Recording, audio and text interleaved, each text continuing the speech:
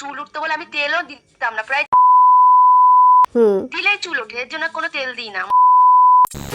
বড় বড় আচ্ছা তা আচ্ছা। আমি ওকে বলছি কি তুই কি চুলে কিছু ইউজ করিস? তা হ্যাঁ। আমাকে বলছে হ্যাঁ আমি ওই দেবযানীর তেলটা ব্যবহার করি। তা ও আমাকে লিঙ্কটা পাঠালো।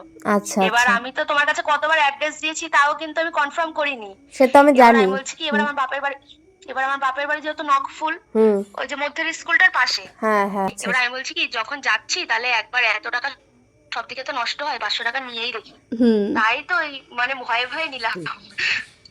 ভয়টা এবার তাহলে আমি তো জয় তেল করে এত নিলে। চুল উঠতে বলে আমি মাথায়, হ্যাঁ বল। হ্যাঁ। তো শ্যাম্পু আর তেলটা নিতে ভয় পাচ্ছিলে যে দিদি কাজ হবে না হবে না, তো এখন কি হ্যাঁ রেজাল্ট হ্যাঁ, বুঝতে পারছো? না না ভালো, খুবই ভালো। আমি তো হচ্ছে ভাবছি আমার কি বলতো, আমার তেল দিলে অতিরিক্ত চুল উঠতো, তো এর জন্য আমি ভাবছিলাম কি একবার নেবো কি নেবো না।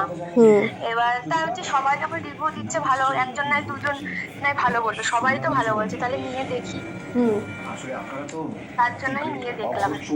নেওয়ার পর ওই 2-3টে মতো উঠেছে, বেশি ওঠেনি। দেখো, হচ্ছে তোমার মতন আরও আমার কিছু ক্লায়েন্ট আছে যারা বলে দিদি আমার চুলে তেল দিলে আমার চুল ওঠে। তো তোমার ক্ষেত্রেও আমি চুল ওঠে। বলেছিলাম যে সব তেল কিন্তু সমান হয় না, হোমমেড প্রোডাক্ট একটু আলাদা হয়। আর আমার প্রোডাক্ট নিয়ে আমি এতটাই ভালো লাগলো যে তোমার মধ্যে একটা ওই কিউরিসিটি লিঙ্কটাও ছিল। তো দিতে বলেছো।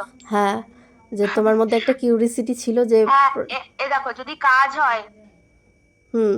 যদি কাজ হয় তাহলে তো ভালো হলে তো আমি আবার ব্যবহার করবো রেগুলার। অবশ্যই। ভালো না হলে কি আমি ব্যবহার করবো সে বলো? তো অবশ্যই। সবাই এবার টাকা আমার দিয়ে। বরকেও বলছিলাম যে হুম আমার বড় অতিরিক্ত চুল ওঠে ওর, আমি বলছি হুম। কি তুমি এই তেলটা ব্যবহার করতে পারো। তা ও সেরকম মাখে না বলে শ্যাম্পুটা মাঝে মাঝে একটু মাখে।